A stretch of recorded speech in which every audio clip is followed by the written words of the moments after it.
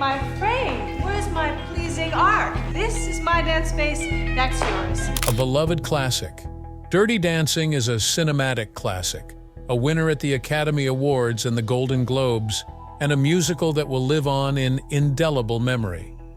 Even though it has a lot of fans, few know everything there is to know about this classic from the 80s. The most famous dance romance film of all time wasn't Dirty Dancing. However, everyone recalls the famous Last Dance number, and even those who haven't seen the film know the routine. All the work that went on behind the scenes is truly responsible for it. So come with me as I take you behind the scenes of this classic film and reveal the brilliant touches that went unnoticed. Records began to tumble for Dirty Dancing the moment movie hit theaters on August 21st, 1987. Even though it's been decades since the film came out, many people still remember it fondly for the great routines and moments it featured. The crowd went absolutely crazy for scenes like Johnny and Baby's beautiful meet-cute, or the one when Johnny attempts to run his hands down Baby's side and she can't stop giggling. On the other hand, true fans know that Patrick Swayze and Jennifer Grey's affectionate relationship behind the scenes was where the magic transpired, much more so than the on-screen chemistry in Dirty Dancing. Among Dirty Dancing's most iconic moments is when the two are carefree dancers, moving to Mickey and Sylvia's Love is Strange, did not appear in the original script. Actually, they were only practicing for the moment by putting themselves in character. And it's only a small taste of the off-screen chemistry that occurred. Do you remember the moments when the actors' love enchanted us? Or the Mambo rehearsal where Johnny and Baby were getting ready for the big performance, and Baby couldn't stop laughing while Johnny was yelling with frustration? Those were totally not part of the original screenplay. However, we were only treated to a little peek of the genuine connection between Jennifer and Patrick throughout the most of the film. We got a sneak peek at the couple's relationship outside of filming since director Emile Ardolino always has the cameras running, even when he's not shooting. Read on, and you'll learn about a lot of other unsavory things that happened behind the scenes besides Patrick and Jennifer's impromptu acting. Be vigilant. Even Patrick and Jennifer had their share of disagreements, which came as a surprise. We were mistaken about the depth of Patrick and Jennifer's attachment. Their relationship was more like a love-hate affair. Even Patrick's book, The Time of My Life, acknowledged that producers were worried about pairing him with Jennifer. He admitted that he and his co-star had their differences, particularly after a long day of filming when they were both exhausted. She was quite emotional, he said, and that was a major turnoff for him. He gave examples of times she sobbed in response to criticism.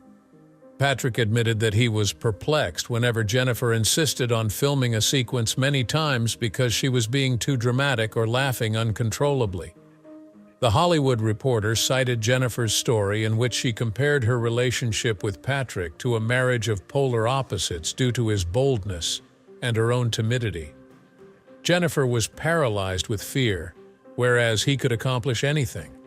In the Mambo sequence, Baby was laughing and Johnny was irate, proving once again that they were only being natural. Rumor has it that the two argued many times behind the scenes. The actors would get into character the second the cameras began rolling, even if they would argue just before the action began. This may seem unusual to you because Dirty Dancing wasn't the first film in which the two had worked together as co-stars. Red Dawn, 1984, was another picture in which Patrick and Jennifer appeared together. Some even went so far as to say that the feud started with Red Dawn and escalated during filming, and that they became rivals. Therefore, it should come as no surprise that they weren't Dirty Dancing's first casting option. Johnny was 24 years old, and Baby was 18 years old, as stated in the storyline. Because of their age gap, 34-year-old Patrick Swayze and 26-year-old Jennifer Grey weren't the performers who immediately sprang to mind. For Johnny Castle, the filmmaker sought Val Kilmer, and for Baby, he wanted Sarah Jessica Parker or Sharon Stone, all actresses close to the characters' ages for a genuine representation. Cynthia Rhodes nearly lost out on playing Penny. Thus, this wasn't the only major cast member whose future was dubious. Her stunning good looks and appearances in hit films like Staying Alive and Flashdance propelled her to stardom even before the casting call, which helped her get the part of Penny. Having said that, not even she was faultless. Cynthia failed to convey Penny's purported agony at a scene where she should have looked distraught because, well, she was still too beautiful. Regardless, she was cast for the role, and the producers and director had her stylists apply additional makeup to make her seem uninteresting and perspiring. It was originally intended that Mrs. Houseman be elderly, which is another stunning detail about the cast. After actress Lynn Lipton was cast as Baby's mother, Kelly Bishop was cast in her stead due to Lipton's frequent absences from the shoot caused by her sickness. Assistant choreographer Miranda Garrison was cast in the part of Vivian Pressman, the cougar who seduces Johnny during their dance lessons instead of Kelly Bishop, who was cast as Mrs. Houseman. Jennifer was cast as Baby in due course, while Patrick remained absent until the very end. He had a serious knee injury while performing on Broadway, which only made the near miss worse. According to Patrick's autobiography, The Time of My Life, he declined the majority of dancing-related parts, but he couldn't pass up the opportunity to play Johnny Castle. Also, Johnny Castle's Irish heritage was an afterthought. An exotic, dark-haired Italian dancer was the filmmaker's vision of the notorious bad guy. That is why Billy Zane was supposed to take Van Kilmer's position once his scheme backfired. The producers decided he should star in it since he looked the part. Nonetheless, Billy lacked dancing prowess. Plus, he and Jennifer lacked connection, which is disappointing in a romantic film. Decisions to cast Patrick were made here. He landed the part thanks to his resume as a dancer-turned-actor, and the filmmakers were so smitten with him that they made Johnny's family name Irish. Even without the publicity surrounding it, Dirty Dancing had a number of obstacles during production, including a problem with finding the right actors to play the lead roles. The film's production was the most problematic aspect, since issues persisted from script writing to the film's eventual release. To begin, there was some factual truth to the plot of the film. Screenwriter Eleanor Bergstein really lived through the events depicted in the film in the 1960s. Like Baby, her family spent every summer in the Catskills. She was born in Brooklyn to a doctor father. Kellerman's Resort was an imaginary establishment that was inspired by the Borscht Belt Resort. Many Jewish Americans used to have vacations in the Catskill Mountains, a region known as the Borscht Belt. Notable entertainers like Jerry Seinfeld and Joan Rivers began their careers at these resorts. Consequently, from 1920 to 1980, the majority of Jewish American families spent their summer vacations in these resorts. During one of Bergstein and her family's visits to the renowned resort, Baby was born. While on a vacation in the Catskills with her sister, Eleanor became known as Baby for imitating the movie's titular characters. Even the stuff about Johnny wasn't entirely made up. While researching for Dirty Dancing, Eleanor met Michael Terrace, another dance instructor, and modeled the character of Johnny on him. Eleanor also said that she had an encounter with an older dancing instructor. It is true what she told TabletMag.com. The film mostly centers on her experience as a young adult. Every single one of the film's characters was inspired by real people she knew throughout her youth and vacations in the Catskills. This was a valid cause for the difficulty of casting. With the $214 million in box office receipts from these events by the time Dirty Dancing came out, it was clear that Eleanor desired nothing less than an accurate depiction of her intriguing and scandalous experience. However, nobody anticipated that. Actually, the polar opposite was true. There were issues just after the film came out. A lot of people felt strongly about the Dirty Dancing title. Censorship officials and the public alike mistook it for a pornographic film. Plus, they weren't alone. There was an issue with the title even with the lead star, Patrick Swayze. The moniker Dirty Dancing was something he despised, he said in an interview with journalist Bobby Wygant in 1987. In order to oppose the title, He went on to admit that he had also joined the publication and censorship officers.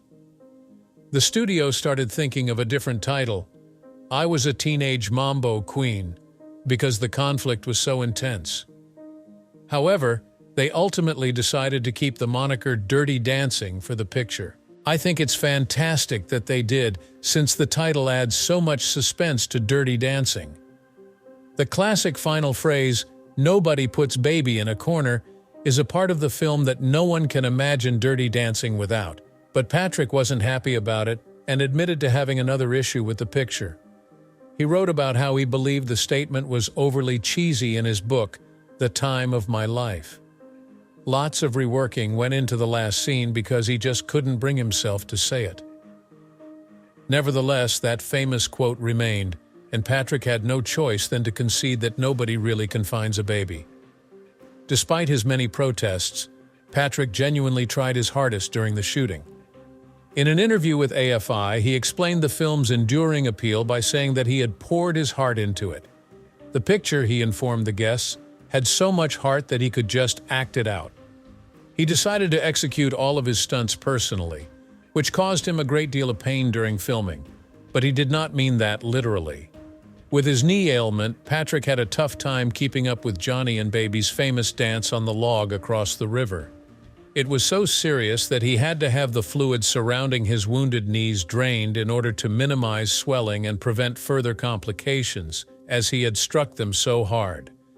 Patrick nevertheless managed to pull off all of his stunt scenes by himself, despite the fact that the circumstances required extreme caution. He overcame enormous obstacles, including the picturesque lake-lift landscape, to create an exquisite work of art. Patrick claims that he was able to persevere and withstand the discomfort because of his interpretation of the picture. His heart went out to the little girl as she struggled to discover her identity in a culture that imposed societal constraints on her, and to the dancing teacher who felt like he was nothing more than a product. What follows these relatively minor behind-the-scenes facts is the meat and potatoes of the film's development. Patrick told a great narrative, but there were also significant hurdles to shooting it. The screenplay itself had a scenario where Penny was meant to abort a pregnancy, which was the first source of trouble they encountered. The film takes place in the 1980s, when abortion was legal in the United States, but in the 1960s, when the film takes place, it is still prohibited. Because of this, the movie suffered. Many companies who had anticipated the film's success among youth began to withdraw their endorsements as word got out. The well-known acne skin treatment brand Clearasil was going to be a promotional sponsor, but they decided against it because the public was still adjusting to the notion of legal abortion in the 1980s. The producers pleaded with scriptwriter Bergstein to remove the plot due to all these bad impacts, but she refused. According to her, removing the moment would cause everything to crumble, and she was absolutely correct. If Baby had no interest in meeting Johnny, dancing with Johnny, or having sexual relations with Johnny, none of it would have happened. There would be no plot, no characters, and no way for Penny to dance if these things didn't happen. They started filming with the same screenplay and a severely constrained budget after much deliberation. Just about 3 months were allotted for the film's production. The 2 weeks spent practicing the intricate dance sequences seen in the film were still included toward the 3 months. All told, the filming took place in just 44 days. Jennifer was so anxious about the lift that she refused to rehearse in advance, yet they still managed to shoot the final dance scene in one take. What was most stunning was that they were filming in the dead of winter. The painstaking editing and reworking of the landscapes gave us the summer we saw on TV. The movie was shot in North Carolina and Virginia during a chilly fall, thus the weather was a major factor. The green spray paint on the fall leaves was an attempt to make it seem like summer. Shot in bone-chillingly cold water, the iconic water lift sequence features Baby and Johnny perfecting the lift. Their trembling lips and shivering body language would have revealed the true season of shooting had the sequence been taken in close-up. Just wait till we reach the most exciting portions if you think these problems behind the scenes are insane. Filming came to a standstill due to the intolerable conditions brought on by the weather. They restarted, but by day 6, things had gone horribly wrong due to the theft of some team property. The streets surrounding the set were inundated with severe floods, which further damaged one of the vehicles. After then, injuries occurred among the crew as well. A set decorator wounded himself after falling from a ladder. Her wrist was broken by the second assistant director, and her toe was broken by the wardrobe assistant. After that, 3 people on the staff got food sickness. The principal makeup artist left the set a month before filming wrapped for personal reasons. Wasps were found that day, and Jennifer Grey's arms were covered with stings. Crazy, isn't it? When filming was officially over on October 27, 1986, one producer was so unhappy with the footage that he wanted to burn the negatives and collect the insurance. Nevertheless, they pushed through and finished the shoot. It seemed like the film's future was still grim even after all this. The executives at Vestron already knew the film would be a financial failure during the test run that came next. The distributors themselves contemplated releasing it on home video. The sequence that Patrick had worked so hard to keep in the film ended up being the least memorable one at the test screening, which is why this occurred. 39% of critics were completely unaware of the plotline involving Penny's abortion.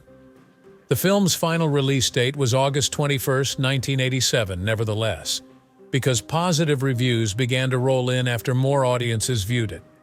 Dirty Dancing made an astounding $214 million globally, with $64 million coming from North America and $170 million from across the world, all from a mere $4.5 million investment in production. The tale of the young woman's self-discovery and the dancing teacher's acceptance and affection was a smashing success, much like Patrick thought it would be. The film's enduring premise ensured that it maintained its momentum long after it had left cinemas and became available on home video. Among 1988's most popular rentals, Dirty Dancing made history by selling over 1 million copies of its VHS version. In subsequent categories, the film also set new marks. At the 45th Golden Globe Awards, it was nominated for Best Motion Picture Musical or Comedy, Best Actor, and Best Actress. The film's score was named Best Original Song by the majority of voters, and director Emile Ardolino took home the Best First Feature trophy from the Independent Spirit Awards. It was far from over, though. Film organizations, reviewers, and fans alike continue to sing Dirty Dancing's praises. At the 2008 TV Land Awards, the closing dance won Movie Dance Sequence You Reenacted in Your Living Room. The American Film Institute, AFI, added the film to many top films lists, such as 100 Years, 100 Passions, 100 Years, 100 Songs, and 100 Movie Quotes. Dirty Dancing was too adored to be a standalone picture, despite the fact that creating franchises based on famous films was not customary in the 1980s. A Dirty Dancing concert tour made its debut in 1988 and made its way to 90 locations in only 3 months throughout the United States. After that, a TV series based on the film was also developed, with Patrick Cassidy playing Johnny and Melora Hardin playing Baby. It aired from 1988 until 1989. The 2004 European premiere of Dirty Dancing, the classic story on stage, followed by the 2004 theatrical debut of the film's prequel, Dirty Dancing, Havana Nights. Diego Luna and Romola Garai were the leading ladies of Havana Nights. He played a dancing instructor in the film despite his earlier refusal to make a sequel, which he had turned down a $6 million deal for. The 2006 reality dance competition series, Dirty Dancing: Living the Dream, was produced by the Women's Entertainment Channel. There were just 8 episodes throughout the entire season. A more successful British dancing competition, Dirty Dancing: The Time of Your Life, followed suit. In honor of the film's 20th anniversary, production began on a new series set in Mountain Lake Lodge, the same location as Dirty Dancing's Kellerman's Hotel. The dancing competition, in contrast to Dirty Dancing: Living the Dream, attracted enough viewers to continue for a second season. One of the judges was Miranda Garrison, who had a role in the original film as an assistant choreographer. In 2007, a North American tour of Dirty Dancing, the classic story on stage, a stage play based in New York City, started in Canada. In 2008, it expanded to 31 locations throughout the United States. After a 2014 North American and European tour, it made its triumphant comeback in 2015. In 2017, it made a triumphant comeback to Broadway with a brand new production. A mock trailer for Dirty Dancing 3, Capoeira Nights, featuring Jesse Williams and Camilla Bell as lovers who learn to dance and fight, was released by Funny or Die in 2010. The trailer was 2 minutes long. The 2017 ABC musical Dirty Dancing reboot, which starred Colt Pratt as Johnny and Abigail Breslin as Baby, followed. Along with Nicole Scherzinger, Billy D. Williams, Katie Sagal, and Deborah Messing were also in attendance. Nevertheless, the majority of reviewers were unimpressed by this production. No matter how much time goes by, Dirty Dancing will always be remembered. There were early discussions in 2020 for Jennifer Grey to play Baby again in a sequel.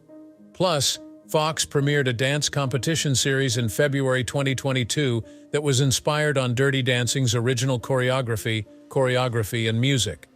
The precise site where Dirty Dancing was filmed is also available to those who wish to see it for themselves. Now offering rooms for rent, it's known as the Mountain Lake Lodge in Virginia. Plus, 3 Dirty Dancing-themed weekends are held annually at the resort, so it's even more fun.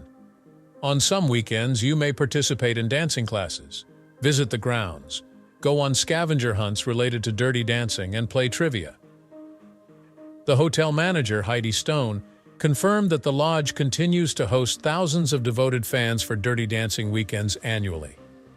The popularity of Dirty Dancing's soundtracks grew alongside the film's box office take. Released in 1987, the music of the film quickly became a hit, eventually selling 32 million copies globally.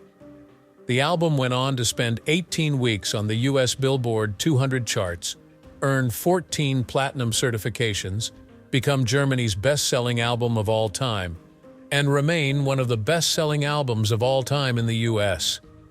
Best Original Song was bestowed to the song I've Had the Time of My Life by its creators.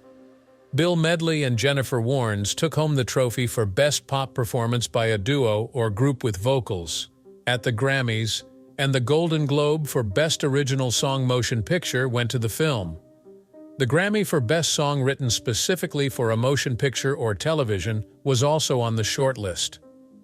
Both More Dirty Dancing, 1988, and Ultimate Dirty Dancing, 2003, the albums that followed, went on to win a plethora of prizes, thanks to the success of the original. Written by Patrick and Stacey Weidlitz, the dramatic song She's Like the Wind became a beloved fan favorite that brought joy to hearts for a long time. The initial script for Grandview USA, which centered on Patrick's romance with Jamie Lee Curtis's character, was scrapped. Finally resorting to showing it to the makers of Dirty Dancing, they fell head over heels for the song and insisted on using it in the film. The performers, particularly the lesser-known supporting cast, achieved unprecedented levels of fame as a result of Dirty Dancing. The actress who played Penny, Cynthia Rhodes, reached the pinnacle of her career when she became the main vocalist for the Los Angeles pop group Animotion. With her in the group, they achieved unprecedented success, and she remained until 1990. Wayne Knight, the famous actor we know today, had a little part in the original Dirty Dancing. Even before that job, his acting experience was limited to little parts in commercials and television shows. His career took off, though, as he portrayed a funny comic in the Lodge Talent Competition, and Dirty Dancing became his one-way ticket to stardom. He continued his cinematic career with roles in JFK, Basic Instinct, and Born on the 4th of July. Steven Spielberg saw him in Basic Instinct and then placed him in Jurassic Park, which is where his popularity was eventually cemented. Similarly, Kelly Bishop rose to stardom and landed the role of Emily Gilmore on the hit Gilmore Girls series. The two primary characters, though, had it worse. Over the course of the 80s and 90s, Jennifer rose to superstardom. However, due to a poor choice she made in the early 2000s, her entire world came tumbling down. In the early 1990s, Jennifer underwent rhinoplasty, which had a subtle but noticeable effect on her appearance. The problems that arose from the first operation necessitated a second surgical procedure. After the remedial surgery, though, she barely resembles herself.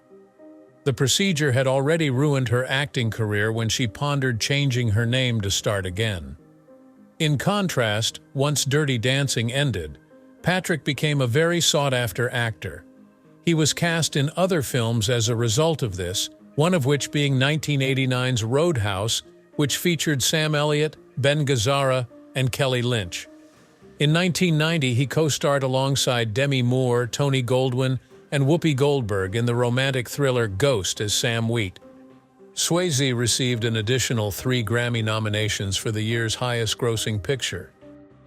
But alas, that was short-lived. He died 20 years later. 20 months after his fatal pancreatic cancer diagnosis, he passed away. He passed away on September 14, 2009, at the age of 57, with his family at his side, as verified by his publicist to CNN. After his cremation, his ashes were dispersed around his property in New Mexico. His most famous film will live on in our memories, and he will be known as Johnny Castle from Dirty Dancing. What are your thoughts on Dirty Dancing and the many hidden details from the film? Post a remark down below. Much obliged for your time. You may see more interesting videos by clicking the play button on the one now playing.